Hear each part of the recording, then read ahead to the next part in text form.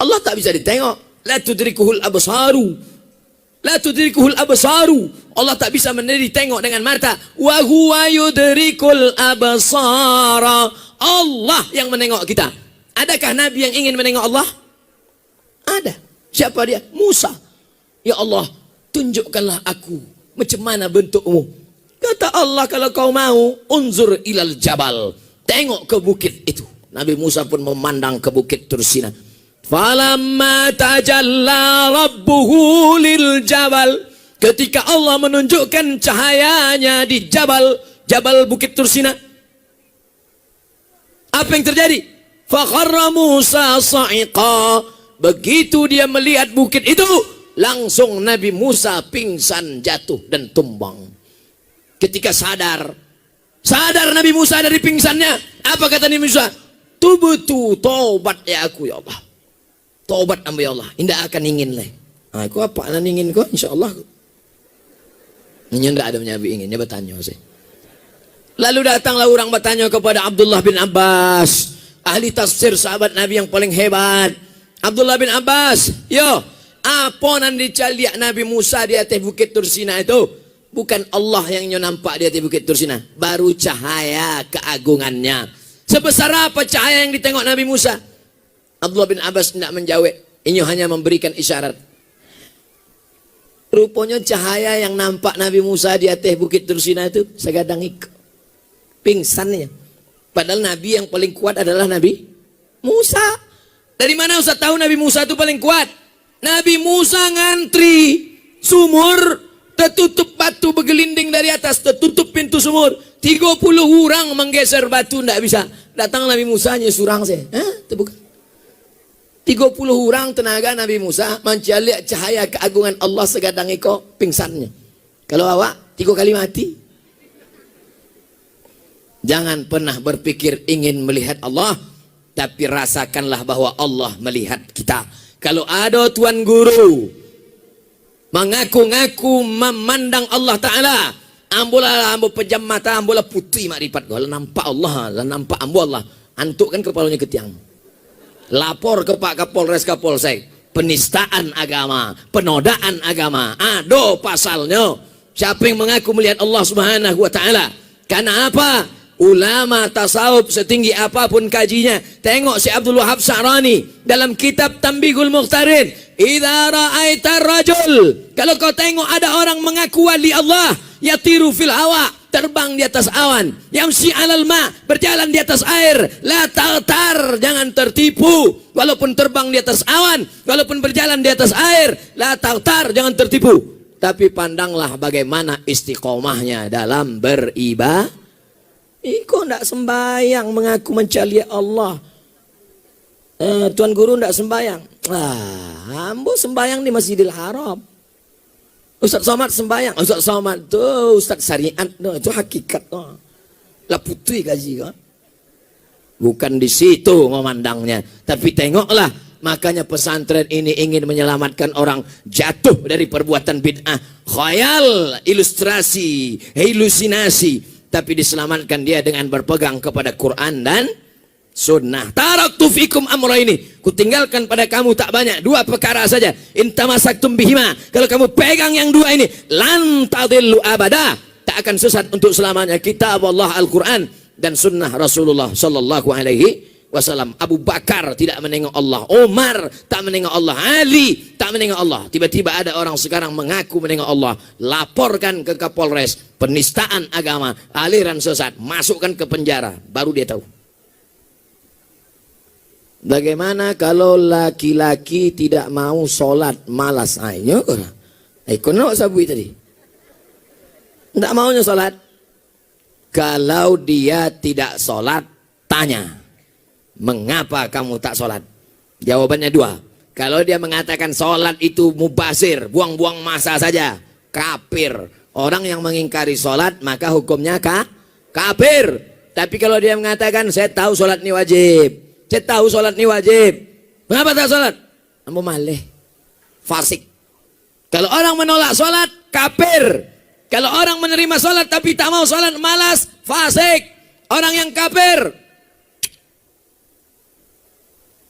La yahillu damu mri'in muslim illa bi ihda salas. Tak halal darah orang untuk dipancung kecuali melakukan 3. Yang pertama, an-nafsu bin nafsi. Pembunuh dalam Islam tidak dipenjara, tapi dihukum pancung. Yang kedua, as-sayyibu zani. Sudah menikah, berzina. Ditanam sekerat setengah badan, lempar batu sampai mati. Yang ketiga, at-tariku lidinihi al-mufariqu lil jamaah. Orang yang murtad, mengingkari salat, mengingkari zakat, mengingkari ajaran Islam, mengingkari jilbab wajib. Halal darahnya. Kenapa? Karena dia sudah dianggap murtad kafir dengan ajaran Nabi Muhammad sallallahu alaihi. Orang Islam yang murtad, bukan non muslim, bedakan. Nah, ini nanti dipotong ini. Wah, Ustaz radikal. Makanya tonton dari awal sampai habis. Susah kita kalau berlawan sama orang miskin, tak punya duit, tak punya paket 4 giga.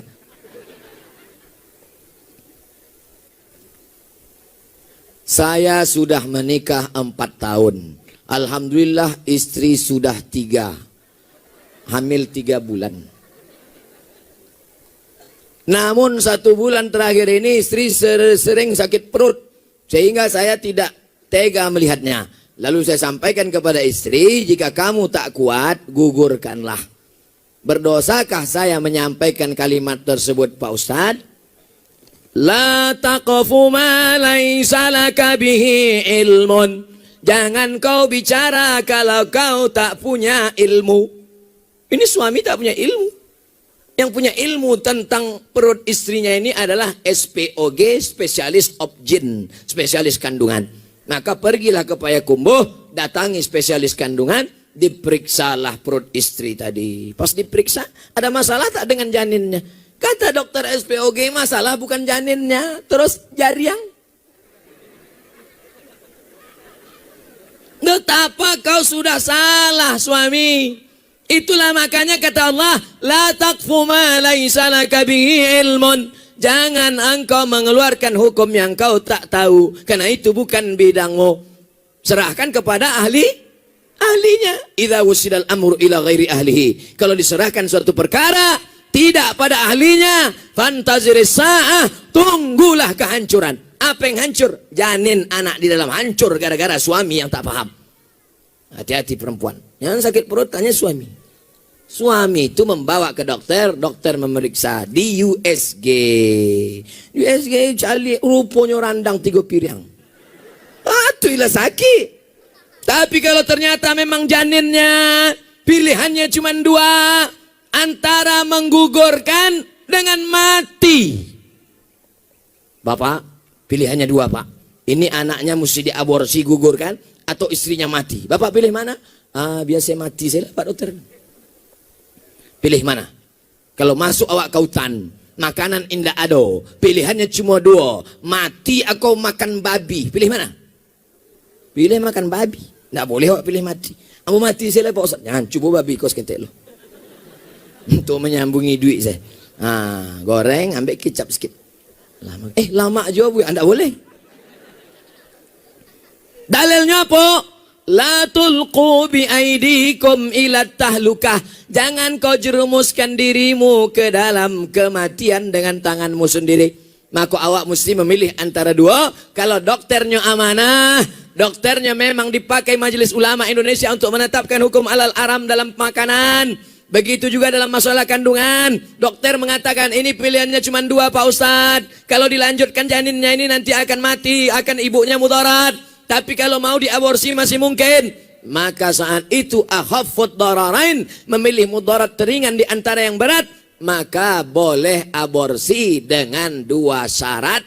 Saran dari dokter amanah dan dari Ustadz. Bertanya kepada Ustadz Gus Rizal Gazahar, Ketua Majelis Ulama Indonesia Sumatera Jale.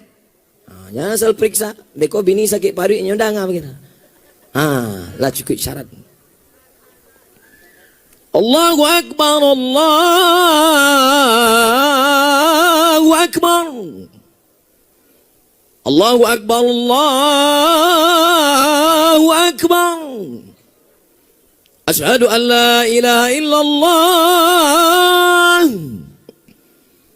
Asyhadu an la ilaha illallah.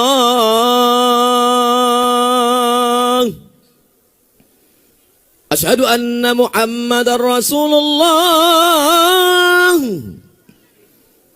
Asyhadu anna Muhammadar Rasulullah.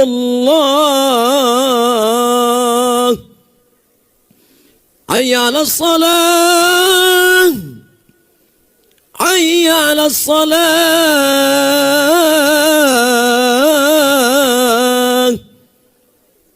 Hayya 'alal falah. Hayya 'alal falah.